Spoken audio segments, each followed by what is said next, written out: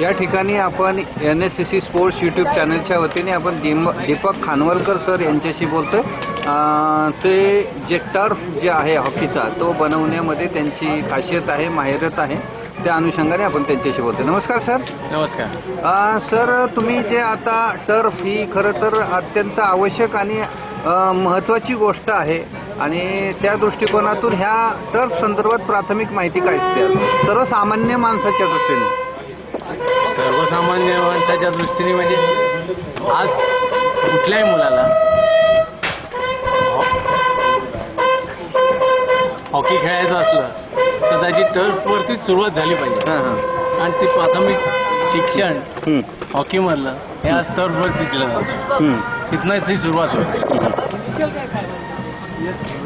Sir, आता ही सुरुवात या ठिकाणी होते, परंतु आज तुम्ही सांगताय की फक्त 8 टर्फ भारतामध्ये आहे। नाही, आम्ही लावलेली। तुम्ही लावलेले 8 टर्फ आहे, 39 टर्फ आहे। 39 टर्फ आहे। तर ह्या दृष्टिकोनातून जे टर्फ आणि मड आणि लॉन ह्याच्यामध्ये काय फरक सांगताय सर? मड म्हणजे आता तुम्ही कंडिशन ट्रेनिंग करण्यासाठी मड सरफेस वापरू शकता।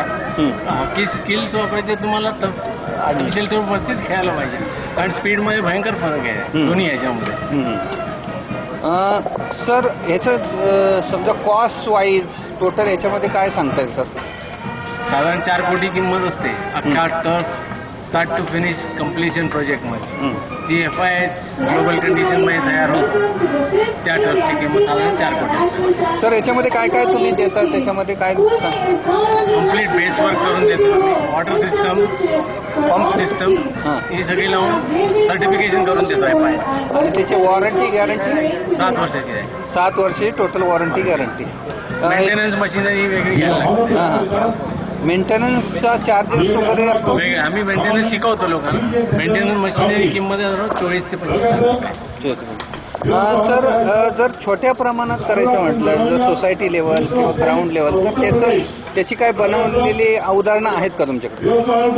40x20 ही तर बरीच बनवली गेली आहे, जास्तीत पंजाब साईडला जास्त झालं, आपल्या इथे तशी झालेली नाही। पंजाबमध्ये मोफत जागा आहे, त्यामुळे त्याच्यात छोटं हॉकी हे खेळलं जातं, आपल्या स्मॉल हॉकी अजून चालू नाही झालेलं आहे, त्या कारणात पंजाबमध्ये जास्त टर्फ झालेली आहे। पण ही ॲक्च्युली अत्यंत गरजेची आहे लहान मुलांची। कमी खर्चामध्ये तो स्किल लेवल आपण शिकू शकतो।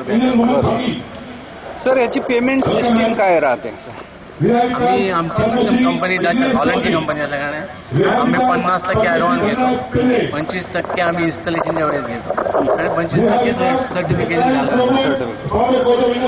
सर, याच्यामध्ये जर एखाद्या लोन सिस्टीम पाहिजे असेल तर तुमच्याकडे काय आहे का तशी सिस्टीम? लोन सिस्टम कंपनी समजा तुम्हाला पैसे द्यायचे, परंतु तुमच्या क्रेडिटवरती इतर बँकिंग लोन वगैरे सिस्टीम काय आहे का? तसं काय झालंय का तुमच्या काळात? इंडियामध्ये नाही, बाहेरच्या देशात झालेलं आहे।